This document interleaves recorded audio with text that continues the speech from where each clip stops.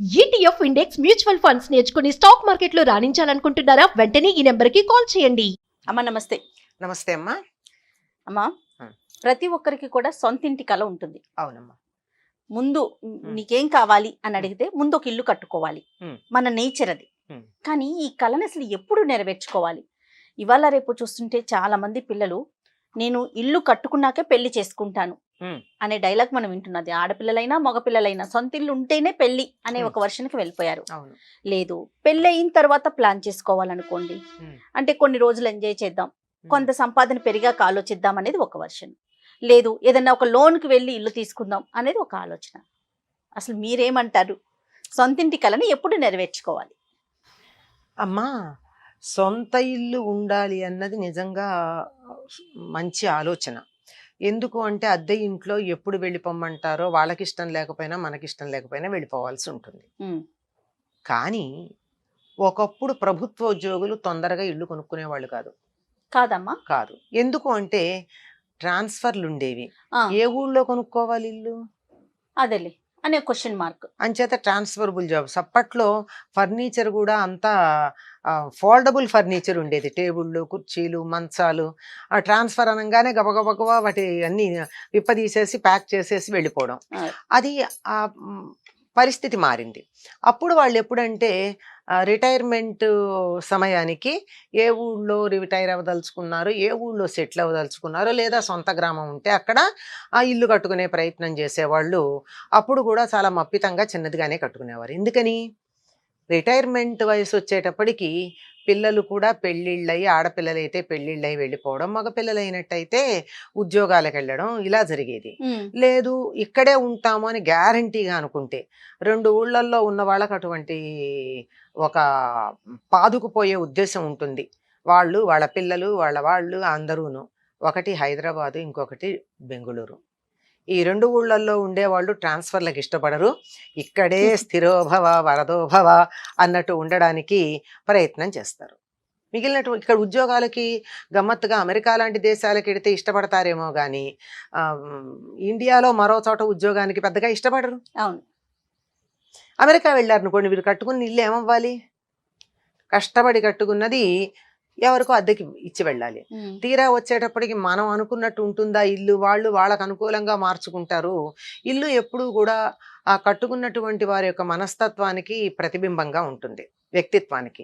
నా వ్యక్తిత్వానికి అనుకూలంగా నేను ఇక్కడ ఇల్లు కట్టుకుని నేను విదేశాలకు వెళ్ళిపోయి 10 ఏళ్ళ వరకు అద్దెకిస్తే అద్దెకున్న వాళ్ళు వాళ్ళ ఇష్టానుసారంగా దాంట్లో కొన్ని మార్పులు చేస్తే ఇది నా ఇల్లేనా, నే కట్టుకున్నదేనా అన్నటువంటి సందేహం కలుగుతుంది. ఎన్ని ఆలోచించాలో చూడండి ఇల్లు కట్టబోయే మంది. అందుకే ఏమన్నారు మన వాళ్ళు? ఇల్లు కట్టి చూడు, పెళ్లి చేసి చూడు అన్నారు. ఈ 2 ఇతరులకి చెప్పడం కాదు, మనం చేస్తే తెలిసేటటువంటివి. ఇలా బదులు కొంతమందిని చూస్తే ఎందుకు వచ్చిందండి, ఇప్పుడైతే కోట్లల్లో ఉంటున్నాయి, మనం కావాలనుకున్నటువంటి అనుకూలంగా ఉండే ఇల్లు కావాలి అంటే కోటి దరిదాపుల్లో ఉంటుందిట. 1 కోటి రూపాయలు పెట్టి నేను కొనుక్కునే బదులు అది బ్యాంకులో వేసుకుని వచ్చే వడ్డీతో ఈ ఇల్లు విసుగుబుడితే మరోటి, మరో ఇల్లు విసుగుబుడితే మరోటి, ఈ లొకాలిటీ కాదంటే ఆ లొకాలిటీ, ఆ లొకాలిటీ కాదంటే ఈ లొకాలిటీ, నా పిల్లలు చిన్నవాళ్ళు, ఈ స్కూలు దగ్గర వాళ్ళు చదివే స్కూల్కి దగ్గరికి ఇక్కడ ఫ్లాట్ తీసుకుంటాను, వాళ్ళు కాలేజీకి వస్తే కాలేజీ దగ్గర ఫ్లాట్ తీసుకుంటాను అని దానికి ఇష్టపడేటటువంటి వాళ్ళని కూడా నేను చూస్తున్నా. ఓకే, వాళ్ళ ఫిలాసఫీ ప్రకారం అది కరెక్ట్, దాన్ని కాదనడానికి వీల్లేదు. బెర్నాడ్ షా అన్నట్టు fools construct the houses and wise live in it అంటాడు ఆయన. తెలివి తక్కువ వాళ్ళు వాళ్ళ శ్రమనంతా ఓడ్చి అంతా బట్టి అంతా కూడగట్టి ఇల్లు కట్టి అద్దెకిస్తారు. 2, 3 ఇళ్ళున్న వాళ్ళు ఏం చేస్తారమ్మా? అద్దెకిచ్చుకుంటారు. 2 ఇళ్లల్లో ఒకళ్ళు ఉండలేరు కదా, అంచేత అద్దెకిస్తారు. అద్దెకిచ్చిన తర్వాత ఏం జరుగుతోంది? మనం అనుకున్నట్టుగా మన ఇల్లు లాగా ఉండదు, ఎవరో ఉన్న ఇల్లు అవుతోంది. అందువల్ల ఇది కూడా ఆలోచించుకోవాలి. నేను ఇక్కడ ఉంటానా? నేనుండే ఇల్లు ఏమిటి? నేను అద్దె కోసం కడుతున్నానా? ఎప్పుడు కూడా గుర్తుపెట్టుకోండి, అద్దె కోసం ఇల్లు కట్టడం అంతా తెలివి తక్కువ పని లేదు. ఇల్లు కట్టుకోవడానికి ఉండాలి, అద్దెలు వస్తాయి అని మాత్రం కట్టద్దు. అది కమర్షియల్ గా కట్టుకుంటే ఏవో 3 4 అగ్గిపెట్టెల లాంటి ఫ్లాట్స్ కొనేసి అద్దెలకిచ్చి దాని మీద బతుకుతుంటే ఎంతకాలం ఆ అద్దెలు వసూలు చేసుకోవడం అనే మహత్కార్యాన్ని చేయగలం మనం? అది కూడా కష్టమే కదా. అందువల్ల మనం ఉండడానికి అనుకూలంగా మనం ఉండదలుచుకుంటే దానికి తగినట్టుగా ఇల్లు కట్టుకోవడం తెలివైనటువంటి పని. అంతేగాని అప్పు చేసి కట్టుకోవడం దగ్గర వస్తోంది సమస్య. మన ఇందాక ఆర్థిక మీరు పరిస్థితుల్ని బట్టి మనం ఇల్లు కట్టుకోవాలంటారు. అంట మీరు ఇందాక ఒక మాట అన్నారు, ఏమని? ఇల్లుంటే తప్ప పెళ్లి చేసుకోను అనేటటువంటి ఒక అభిప్రాయంలో ఉంటున్నారు అని. అబ్బాయికి ఇల్లుంది, అమ్మాయికి ఇల్లుంది, ఎక్కడుంటారట? అంతేనా? అంచేత ఆలోచించుకోవాలి. నాకు ఇల్లుంది గనక అమ్మాయికి అక్కర్లేదు, అమ్మాయికి ఉంది గనక నాకు అక్కర్లేదు. మళ్ళీ అహంకారాలకు పోకుండా ఉండాలి. నా ఇంట్లో నువ్వు ఉన్నావంటే నా ఇంట్లో నువ్వు ఉన్నావని. అహంకారాలు పోతే ఇంకేముంది? కనుక అది కూడా ఆలోచించుకోవాలి. తర్వాత అప్పు చేసి కట్టడం అన్నది కొద్ది కాలం క్రితం మనకి చాలా బాగా ఒక సంప్రదాయంగా అయిపోయిందమ్మా, ఒక అలవాటుగా అయిపోయింది. ఇప్పుడు లోన్లు ఇవ్వడం అన్నది అగ్రెసివ్గా తయారైంది. అగ్రెసివ్ మార్కెటింగ్ అంటారే, లోన్ గివింగ్ కూడా అగ్రెసివ్గా అప్పులు ఇచ్చేటటువంటిది. ఫోన్లు చేసి మీకు హౌసింగ్ లోన్ కావాలా, మీకు ఎంత ఇవ్వమంటారా, మీకేమీ గ్యారంటీ లేకుండానే మేము ఇస్తాము, ఇలాంటి మాటలు మాట్లాడి అప్పులు ఇస్తున్నారు. ఇచ్చిన తర్వాత ఏం చేస్తారు? కట్టలేకపోతే ఇబ్బంది పాలు. ఒక తెలివిగలగా చాలా జాగ్రత్తగా గనక ప్రణాళిక వేసుకుని ఒక అద్దె ఇంట్లో ఉంటే నేను అద్దె ఇవ్వాలి కదా, ఆ అద్దె ఎంత ఉందో అంత నేను ఈఎంఐ కట్టుకుంటాను అని నిర్ణయించుకుని దానికి తగినట్టు ఇల్లు గాని ఎవరైనా తీసుకున్నట్టయితే వీళ్ళు ఈఎంఐ అయ్యేటప్పటికీ ఇల్లు మిగులుతుంది. ఈఎంఐ కడుతూ ఇల్లు ఇంటికి లోను తీసుకోవాలనుకుంటే కూడా ముందు కొంత మనం ఇవ్వాలి కదా, దానికి ఇంకో లోను ఇన్వెస్ట్ చేయాలి కదా. అక్కడ ఇన్వెస్ట్ చేయడానికో లోను, వేరే లోను, ఇక్కడేమో హౌసింగ్ లోను, రెండూ కట్టి తడిసిమో పెడవటల్లా ఆ మొట్టమొదట కట్టాల్సినటువంటిది ఏదైతే ఉందో ఆ బేసిక్ అమౌంట్ అది మన దగ్గర ఉండి ఈఎంఐ మాత్రమే మనం అద్దె ఎంత కడతామో అంత కట్టుకునే స్థాయిలో తీసుకుంటే ఒక రకంగా సుఖం. ఒక ఏడాది క్రితం దాకా ఇది చాలా ఆరోగ్యకరమైనటువంటి అనుసరణీయమైనటువంటి ప్రణాళికలాగా అనిపించింది. కానీ ఒక ఏడాది నుంచి ఉన్న పరిస్థితులు గమనించండి. అవునమ్మా, అగమ్యగోచరంగా ఉంది. ఉన్న ఉద్యోగాలు పోయినాయి. విదేశాల్లో ఉన్నటువంటి వాళ్ళకి అసలు ఉద్యోగాలే లేవు. అక్కడున్న వాళ్ళు ఇక్కడికి రాలేకపోతున్నారు, ఇక్కడున్న వాళ్ళు ఇంకో చోటకి వెళ్ళే పరిస్థితి లేదు.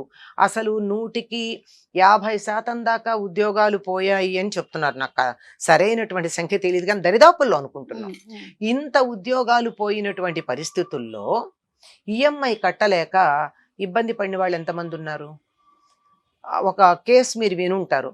అమెరికా సంయుక్త రాష్ట్రాలకు వెళ్ళాడు మన దేశం నుంచి. చిన్నప్పటి నుంచి అన్నింటిలోనూ నంబర్ 1, అనుకున్నది అనుకున్నట్టే జరిగింది. మీరు కేసు స్టడీ మీకు తెలిసి ఉంటుంది. అన్నీ ఉన్నటువంటి వాడు, అందమైనటువంటి భార్య, బంగారం లాంటి పిల్లలు, అద్భుతమైనటువంటి ఉద్యోగం అన్నీ ఉన్నాయి. ఆత్మహత్య చేసుకున్నాడు. ఎందుకు?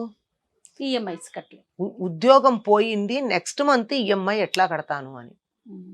కనీసం ఉద్యోగం పోతే ఒక ఏడాది పాటు ఈఎంఐ కట్టగలిగినటువంటి సొమ్ము మన బ్యాంకులో ఉంటే సేవింగ్స్ ఉంటే అప్పుడు మీరు తీసుకోండి. ఇల్లు గడవాలా? ఉద్యోగం పోతే ఈఎంఐ కట్టాలా? ఇంకోటి వెతుక్కునే లోపల ఇవేం లేకుండా అప్పులు చేసుకుంటే ఎట్లా? ఈ చేసుకున్నటువంటి వాటిల్లో కొన్ని నెమ్మదిగా కట్టినా తర్వాత కడతామన్నా ఊరుకునే ఉంటే కొన్ని ఎంత అగ్రెసివ్ గా లోన్ ఇచ్చాయో అంత అగ్రెసివ్ గా వసూలు చేసుకుంటాయి. వాటి సంగతి ఏమిటి? మనం తీసుకునేటప్పుడు ఇన్ని ఆలోచించమే. కిందెక్కడో ఉంటుంది వాళ్ళు ఇచ్చిన దాంట్లో టీఎన్సీ అప్లై అని చిన్న అక్షరాలు. ఆ టీఎన్సీ అప్లై అక్షరాలు చదవక పైదంతా చదువుకుంటారు, తీసుకుంటారు. ఇన్ని ఆలోచించాలమ్మా, ఒక్క సమాధానం కాదు. ఎన్ని ఆలోచించాలి? మన ఇందులో ఉంటున్నామా? ఉంటూ అద్దె సేవ్ చేసుకోగలుగుతున్నామా? ఆదా చేసుకోగలుగుతున్నామా? ఇది మనకి ఇప్పుడు సరిపోతుందా? రేపటి రోజున పరిస్థితులు తారుమారైనా కూడా మనం సర్దుకోగలమా? సర్దుకోగలమా? అప్పు తీర్చగలమా? కనీసం అప్పు తీర్చగలిగినటువంటి స్తోమత ఉండి అప్పు చేయాలమ్మా. కరెక్ట్ అమ్మా.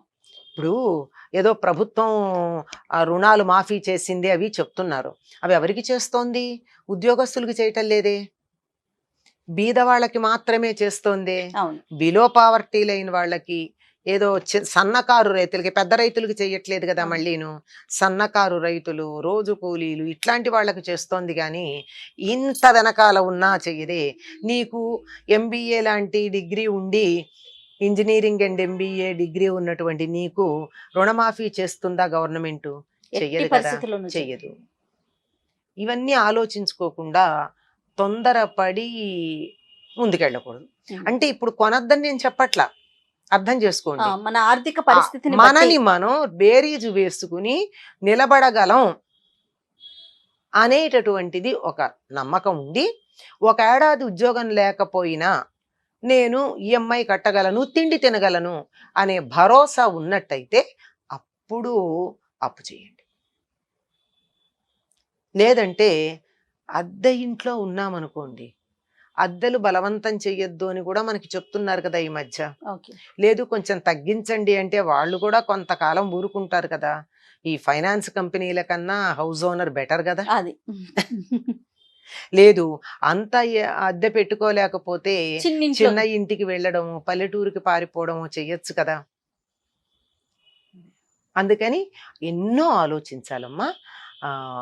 అప్పు చేసి మాత్రం తీసుకోవద్దు. అప్పు చెయ్యొద్దు అని అనలే, ఎందుకంటే ప్రభుత్వాలే అప్పు చేస్తున్నాయి, దేశాలే అప్పు చేస్తున్నాయి.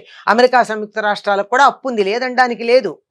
తీర్చగలిగినటువంటి దన్ను ఉండి అప్పు చెయ్యాలి. నాకు నెలకి 1,00,000 రూపాయలు జీతం వస్తే నేను 10,000 అప్పు కళ్ళు మూసుకుని చెయ్యొచ్చు. నాకు 10,000 జీతం ఉండి 1,00,000 రూపాయలు అప్పు చేస్తే అది సమస్య. అంటే మన ఆర్థిక పరిస్థితిని బేరీజు వేసుకొనే ముందుకు వెళ్ళాలమ్మా. చాలా అందులోనూ ఇల్లు అన్నది, ఇల్లు కట్టడం అన్నది ఎంతమ్మా, 1 కోటి రూపాయలు పెట్టి ఇల్లు కట్టుకునేటటువంటి స్తోమత ఉన్నవాళ్ళు అంతకన్నా ఎక్కువగానే జీవితాన్ని మరో విధంగా ఆనందంగా గడపచ్చేమో.